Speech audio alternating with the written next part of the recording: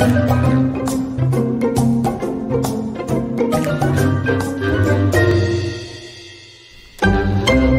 morning, I'm Vicky, the Student Ministry Director here at Legacy. What a treat it is to be with you this morning. Happy Father's Day to all the dads out there. You know, last month on Mother's Day, my husband, who many of you know, Pastor Brandon, he leaned over to me and he said, "Hey, for Mother's Day this evening, you don't have to cook dinner, I'll cover it." Which was hilarious because I never cook dinner. Brandon does it every day. But it did work out because now I can say, "Hey, for Father's Day today, Brandon, you don't have to preach, I'll cover it." The other slightly ironic bit about me being able to speak with you this morning is that when I interned at Legacy as a college student, the pastor at the time, Pastor Kermit, he invited me to preach once that summer. And it also happened to be on Father's Day. I gave a message entitled, "Be the Moon, Reflect the Sun." And as you'll soon see, our mini movie today is called La Luna. It is also about the moon. And so in about 20 years' time, we've come full circle. These short films have been really fun to watch and discuss together, haven't they? Today is week 3 of 5 for this series on mini movies. And tonight's delightful film is called La Luna. It's one I've enjoyed for years. It was featured before the Pixar movie Brave, which came out in the summer of 2011. My family watched it in our small town theater at Mitchell, South Dakota, and they had a really nice cry room that was quite convenient because Eli was about 3 months old and in a car seat carrier. So we had our own little room to watch this film. I think La Luna is well paired with Brave, as this short film kind of covers a father and a grandfather passing on the family business to the young boy Bambino. And the Brave movie, maybe you know, dives into a lot of dynamics between the mother and the daughter. So this morning we get to watch the whole film straight through. As we do, I encourage you to look for themes of discipleship, meaning how we grow in our relationship of Christ, how we follow Jesus, and especially how we help others become disciples of Jesus too and grow in their faith. I want to share today's main scripture before we start so it's fresh in your mind as you watch. It's a verse that's very appropriate for Father's Day, in fact. Proverbs 22, verse 6. "Direct your children onto the right path, and when they are older, they will not leave it." All right, get comfy and enjoy the film. What a sweet short film of passing on family vocation and values as Papa and Nano, the dad and the grandpa, train up young Bambino. As you're probably already putting together in your own mind, this film gives us a lot of hints of how we as Christian adults can pass on our faith and values to the next generation. We might not have the very important and highly unscientific job of sweeping the moon, but we do have a high calling to direct children onto the right path and teach them the ways of Christ. The first thing I noticed was the way the boy watched and imitated the adults. He crossed his arm like them, he wiped his nose, he cleaned his ear. He wants to be just like them. It made me think of that old expression that faith is often more caught than taught. The young ones in your world, whether they're actually younger than you or they're just spiritually newer believers, they are watching to learn how to do this Christian living thing.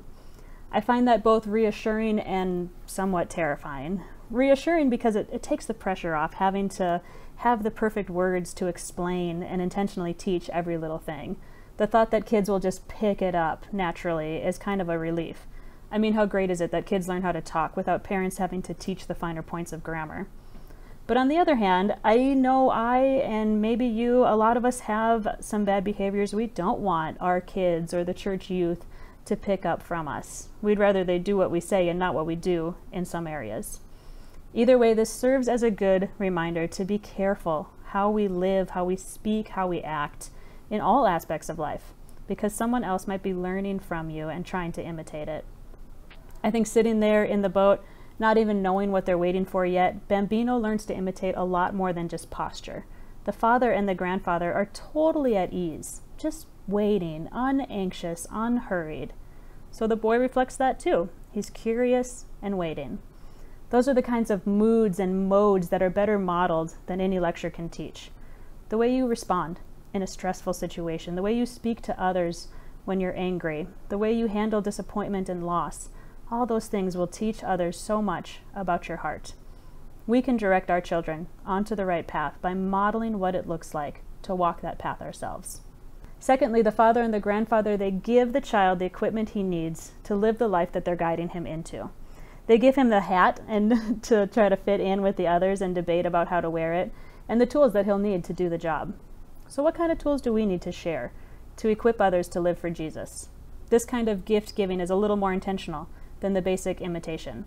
We share tools of prayer and understanding scripture and being connected to the church and service.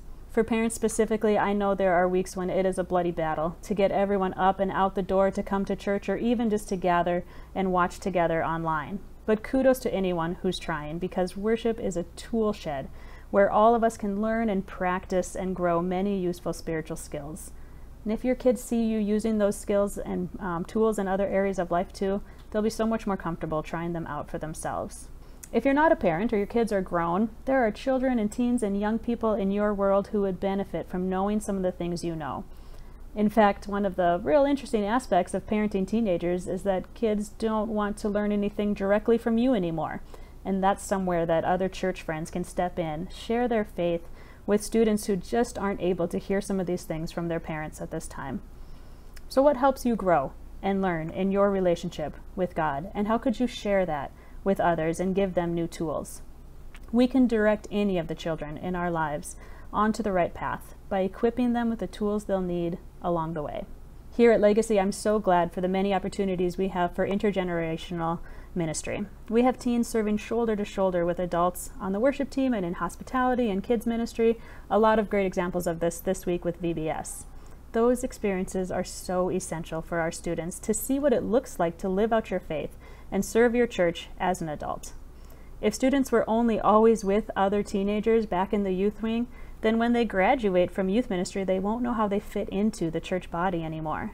They need experiences of what church life looks like at every age so they can imagine their own future within this body of believers. And that goes for all of us, not just teens. We all need to see people at different stages of life living faithfully. I have personally been discipled and taught and encouraged by so many faithful women in Bible studies and circles and throughout congregations that we've been a part of. So wherever you find yourself serving or learning alongside others, take the opportunity to share why you're involved, what it means to you, what's your mindset and your intention, whether you're leading kids in VBS or serving coffee on Sunday morning, or even just sitting down in your own home to read scripture. Share with others the tools you use, whatever practices you utilize to feed your own soul. You know, it's great that so many of our youth did volunteer at VBS this week. I hope they learned a lot, because we will be taking the VBS program on the road and leading it for the United Methodist Church in Center, North Dakota, in just a few weeks. We're trying to follow this model of learning new skills side by side with adults, and then taking what they've learned and trying it out on their own to share it with another group of children. In this way, our students will become the leaders who are able to disciple the next group of Jesus followers. This is also an example of the third principle we see in the La Luna film, as Dad and Grandpa give Bambino the freedom to try out his own way of doing things. They set up the ladder and encourage him to climb. He's nervous and excited, a little unsure, but if his family thinks he can do it, he's willing to give it a try. If there are people in your life that you are pouring into, that you are intentionally discipling to help them grow closer to Jesus, don't miss this step. After you've modeled the behavior, after you've given them tools they need, give them the space to try out things for themselves. They might fall and fail along the way, but they'll learn a lot from that too. They might succeed in ways you never even expected. As I mentioned before the film, there are two sides to discipleship. There's the kind we're already talking about, where you help others become disciples of Jesus and learn and grow closer to him. And then there's each person's individual discipleship, as we all follow and imitate Christ in our own lives too. If you picture all Christians walking on a path, that right path that the proverb refers to, I'm trying to follow Jesus and so many examples in front of me, and maybe others are trying to follow my example as they join the journey. The Apostle Paul, author of many letters in the New Testament, speaks of this too. In 1 Corinthians, he writes, "Follow my example as I follow the example of Christ." The beautiful example of personal discipleship we get from the La Luna film is seeing Bambino find his own unique way to carry out the task.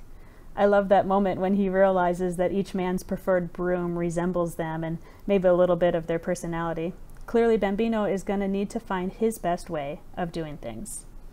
Sometimes when we hear phrases like, "we should imitate Christ," it sounds like an unattainable goal. I mean, no matter how hard I try, I am never going to be a first century Middle Eastern Jewish man. nor will I ever have the pure heart and mind of Jesus, who is fully divine on top of his full humanity. Fully human I can do, but the other parts are a little harder.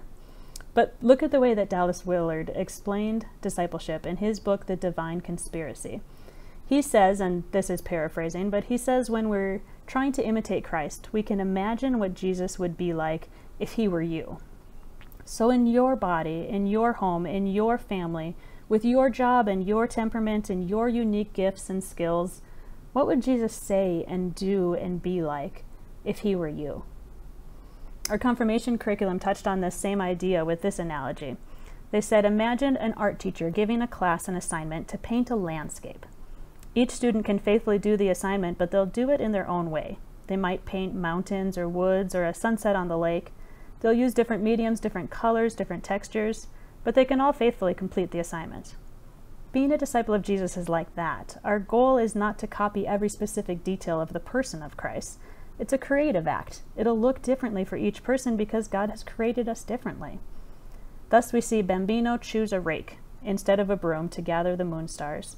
The three guys work alongside each other towards the same goal, but each in their own unique way. Because the father and the grandfather gave Bambino the freedom to explore and discover some of the things on his own, he finds new insight into the moon stars. And this is a great thing about sharing our faith in community and walking this path alongside each other. Because new people bring new insight and new ideas, new perspective. I can't tell you how many times a student will come up with a question or an idea about a scripture passage that I've known and studied and thought I understood until an 8th grader will say something totally unexpected and expand that verse in a way that I've never thought of before. I love those moments when you encounter a brand new idea. Papa and Nano are just as surprised when Bambino has a new idea about how to handle that giant star that crashed onto the moon. They tried all the regular means of removing it, but nothing worked, until that little guy climbs up to the top, taps it in just the right spot, and the whole thing breaks into hundreds of small stars. The men also love this moment. They're amazed and delighted at this new approach, and proud of their boy who figured it out with his brand new insight. This journey of discipleship, with all of us trying to follow Christ and walk the right path, it doesn't always come with clear rankings of who's leading and who's following at every stage. We're all sojourners together. We're all trying to follow the only true leader, Jesus. If you're going to encourage anyone to follow your example, or if you know there's people in your life watching for your example, make sure that you are always doing your best to follow the example of Christ. And for the parents, the grandparents, the aunts and uncles, the neighbors and church friends, you can and you should share what you've learned, model your best behaviors, and find opportunities to encourage and equip all of our children onto the right path. And each of us can help one another when we are older to not leave that path of discipleship. Be eager to learn from and receive from one another as we're all still growing and learning and trying to creatively live out this assignment to imitate Jesus. May we all seek to do so together.